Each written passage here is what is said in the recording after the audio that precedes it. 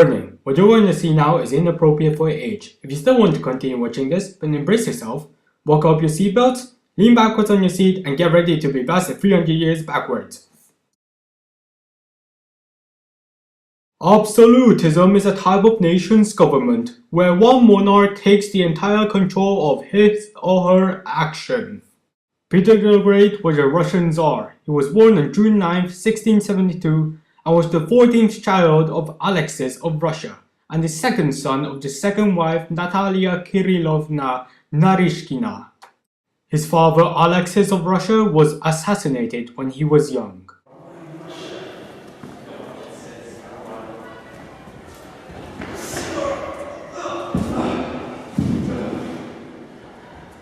Loser.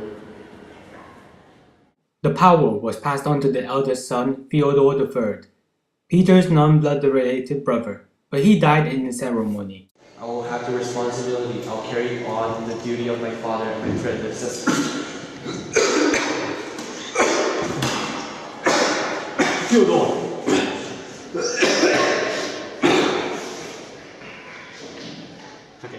In the end, the power was passed on again to Peter I. Fyodor has died, so did your father, so we entrust you this throne. Thank you! Peter's sister, Sophia, led the rebellion and tried to exile him out of the country because she wanted the power. And since Peter was still young, she could easily convince the nation and take over. It will be very good if you take over the power from that weakling Peter. He is no match for our mighty army. Sophia succeeded to do so, and Peter was exiled. During Peter's exile from Kremlin, Peter organized his own army to take revenge on Sophia, who was now weak with failed military campaigns against Turkey. Peter succeeded to kill his sister Sophia and regained his rightful position as a Tsar. Charge!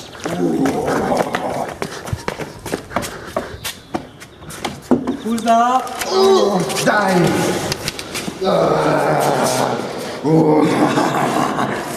I'm tired! Peter the Great has achieved numerous works that benefited Russia.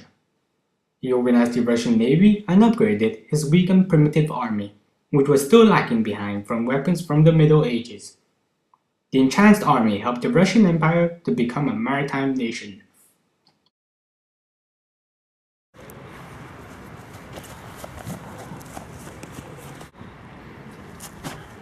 After.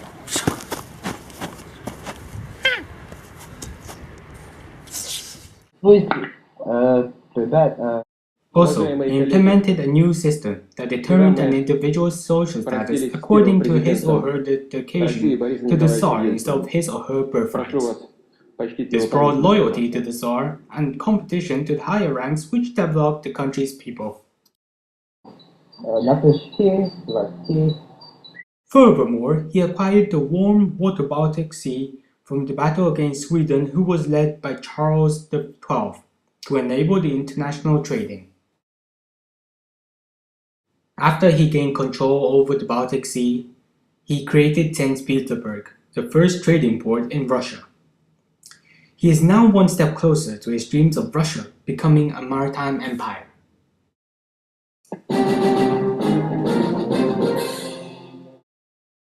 Peter the Great has decided to marry a woman after he achieved many goals and thought he deserved something good. Peter decided to marry the woman who was his childhood friend, because that was his mother's death wish. They had a son together and named him Alexei of Russia. They had even more children later then, but all of them died during birth. Many years later, Peter the Great has got bored of his wife. He ran away from his kingdom for a while. On his journey, he met Catherine I of Russia and decided to marry her. They both had a son and a daughter together. But he was more attracted to the daughter Elizabeth I of Russia and decided to make a new rule. The rule says you don't have to pass on the power to the eldest son. It could be anyone who's family related.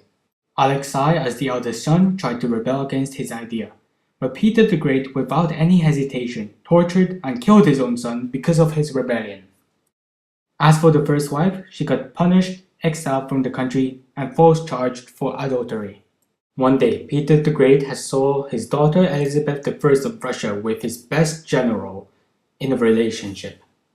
Peter the Great got mad and beheaded his general the next day.